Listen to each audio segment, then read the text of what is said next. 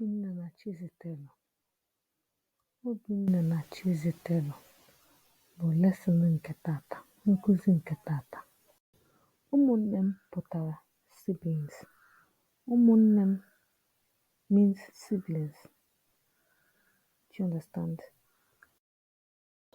Please subscribe to my channel now, so you don't forget. Subscribe to Igbo no, okay? So you don't forget, please, guys. Today is an interesting video, okay?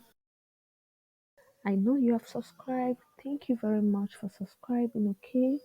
That gives me real good motivation. Thank you for subscribing. Let's continue.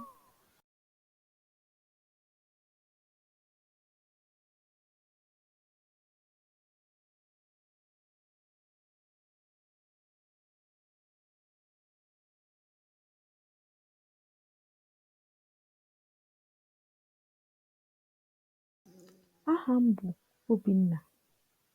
Enwere nwanne m nwanyị bụ Chizitelu. Aha m bụ Obinna. Aha m bụ Chizitelu. Aha m bụ Chizitelu. Aha nwanne m nwoke bụ Obinna. Aha m bụ Chizitelu. Ihu atọghị m amụ. Achọrọ m ịga gwuo egwu. Achọrọ m ịga gwuo egwu. Ihu atọghị m amụ. Mmiri na-ezo. Mmiri na-ama m.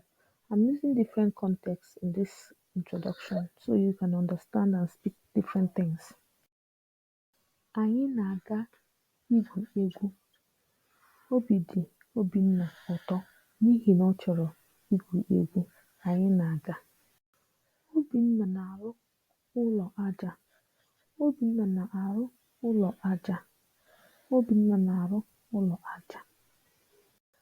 Ana m alụ ụlọ aja. Obi dị m ụtọ. Ana m arụ ụlọ aja. Obi dị m. Ana m arụkwa ụlọ aja. Ana m ekpocha aja. Ana m edozi ụlọ aja. Chizitelu, agụụ na-agụ m. Achọrọ m ịla ụlọ ka mama siere m nri. Ndo Obinna, anyị gaghị ala ka i rie nri mama shiri ma emesịala ụlọ akwụkwọ. Ịnụgo o? Alụgo m Chizitelu. Obi dị m ụtọ.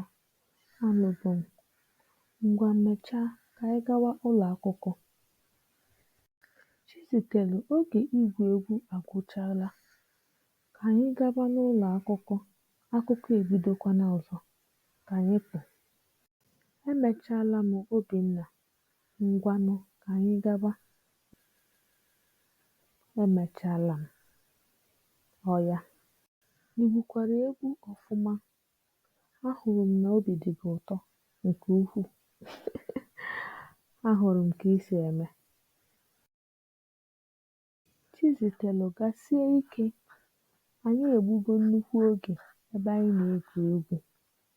Ụlọ akwụkwọ ebidogo kemgbe.